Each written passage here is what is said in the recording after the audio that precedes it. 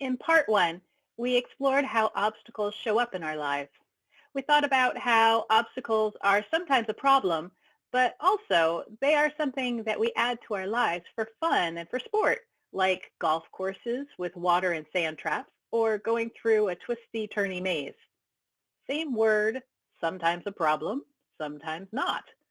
People are interesting that way, aren't we? I think that we wrangle with obstacles as play to help us build skills we will need to overcome the challenges that come along by surprise in our lives. Playing with obstacles helps us think in new ways, solving physical or mental challenges to complete a task. It's so good for the soul to have fun with the process of trying, failing, trying more, and eventually succeeding. The action of finding a solution to the challenge is so engaging that we often return to the same games over and over, even when we already know the steps to win or complete the task, because we enjoy the feeling of accomplishment and fulfillment that comes with mastery. As with most things, when practice obstacles are done as part of a team, the returns are even more magnified. Have you ever been on a ropes course or another facilitated team building exercise? Then you know how the dynamics change between doing a solo challenge and a multi-person one. Both are interesting, fun, challenging, satisfying, but team challenges add layers of social problem solving that are super exciting. I recall once I was part of a group of 8 people, all forming a close circle. The task was to have a hula hoop balanced on our index fingers, and then we had to lower the hoop to the ground without letting anyone's fingers leave the hoop. Hilarity ensued while the hoop kept creeping skyward, not down. Everyone was trying so hard not to let their fingers lose contact with the hoop that we failed the task entirely. After several tries, we realized that we could communicate with each other, talking and giving each other signals and encouragement as we managed to lower the hoop. We agreed to let some people give directions, while other people were in charge of watching the hoop level. We enlisted help from outside the circle to take over one of the positions when the hoop got so low that one of our team members who had sore knees couldn't bend down anymore. Once we worked together, we could easily do the task. It sure would have been simpler if we lowered that hoop with just one person. But since real-life obstacles rarely are faced alone, it's good practice to problem solve as a team. Of course, it's excellent if we have the time and space and the opportunity to do problem-solving exercises and trainings as part of our community in teams. If resources are plentiful, make playful problem-solving a regular part of your community. Quite often, though, the obstacles pop up when we haven't had a chance to practice and prepare. So, what can we do to put ourselves in the mindset for tackling the next big obstacle in our community? What would it look like if we were rooted in joy and play, problem solving and collaboration?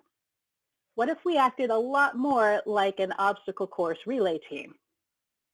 We'll leave the mud out of it, and we'll focus on some basic principles.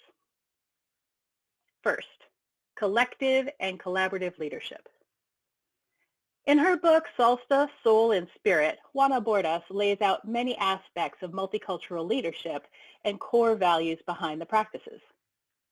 She writes how in communities of color, leadership springs from the we orientation. Leaders are rarely one static person who holds power over others on the team. Rather, leadership is accountable, collaborative, and sustained by a web of relationships. Leadership is rotated, distributed, and shared. This distribution of power can help the whole team be nimble. When leadership is collaborative, a team can be more responsive to sudden obstacles. Problem-solving solutions can come from the group, not just from one leader. Collective collaboration concentrates on building all people's capacity. Bordas shows us that leaders grow their communities in the following practices.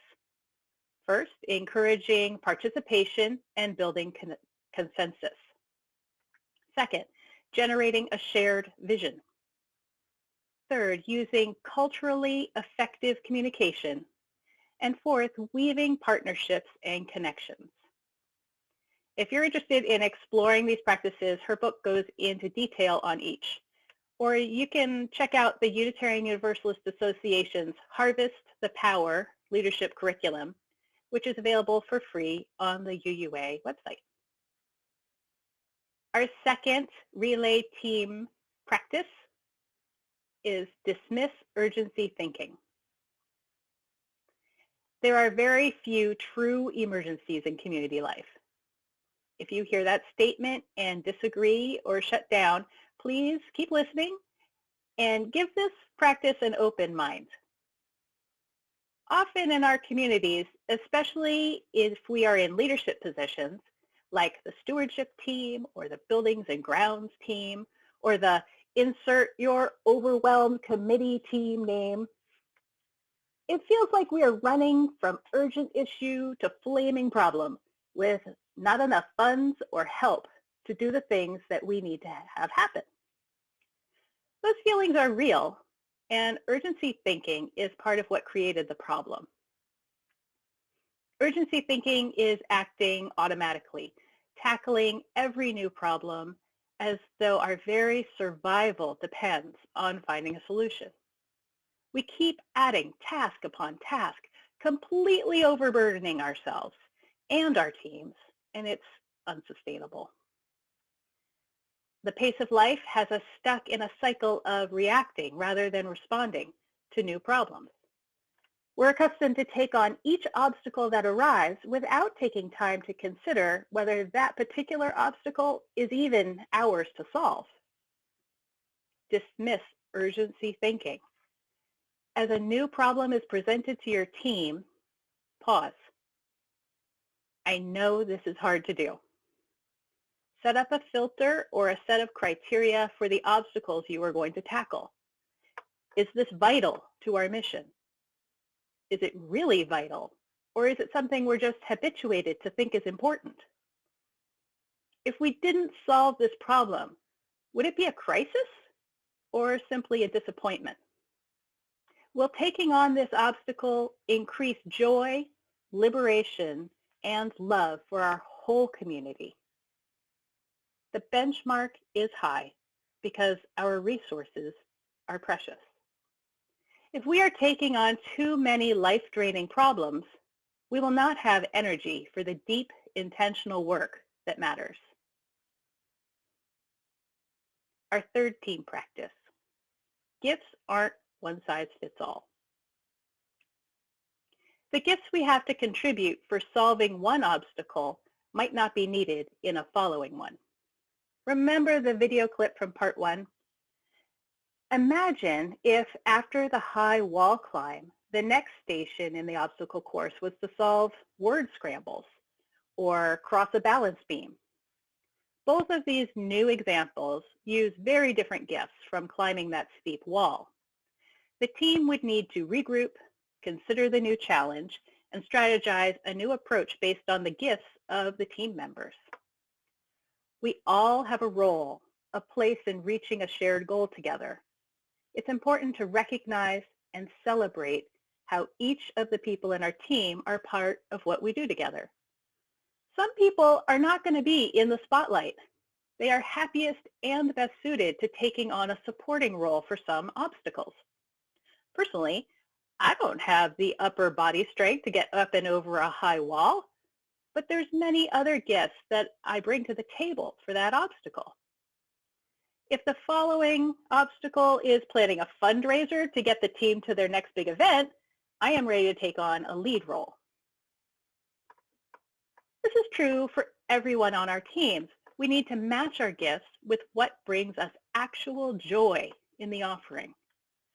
We wouldn't have the same person haul teammates up a wall for one obstacle, then the next one do arm swings, and then they have to do other bicep straining activities for the following obstacles. Overusing our gifts does harm too. If every solution your team has for solving an obstacle uses the exact same gifts from the exact same people, it's a bad solution. Get some creativity, variety, and include more people with a variety of gifts for your solutions.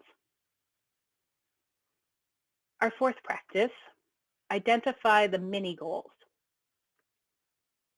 Take the big, complicated, and overwhelming obstacle and break it into pieces. Strategize how to depend on each other, distribute the effort, and add the mini goals up to success. That Danish obstacle course world championship team wasn't born knowing how they would win the race. They broke it up into small goals for each section. Even more, they didn't spontaneously know how to get up and over that high wall. They went through many preparations well before they even came to the foot of the wall. They determined a unified goal and mini goals, prepared their strategy, and identified team roles based on their strengths. Understand your mini goals. Make sure each person on the team knows why they're important.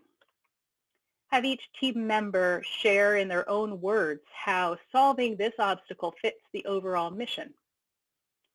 You'd be surprised how often a group might think everyone is working towards the same goal, but because nobody checked for common understanding, work can get bogged down, wasting time and energy, and then people get really frustrated. Breaking a big goal into smaller sections is great for maintaining momentum and enthusiasm. We all need to feel like we're getting somewhere, so celebrate each mini goal as they are completed. To recap, use collective and collaborative leadership. Only work on what is vital to your mission. Match gifts with what brings actual joy, and break big obstacles into mini goals. Thanks for exploring a new mindset here. We can bring more play into our teams when we see problems as obstacles and engage obstacles as play. As we considered in the part 1 message, obstacles are going to pop up, both the fun ones and the hard ones. That's just part of life. The trick to getting through the tough obstacles is to know you're part of a team, to know what your role is, and do that to the best of your ability. Then let your teammates do their part too. When we face the obstacles together, we can do things that we wouldn't be able to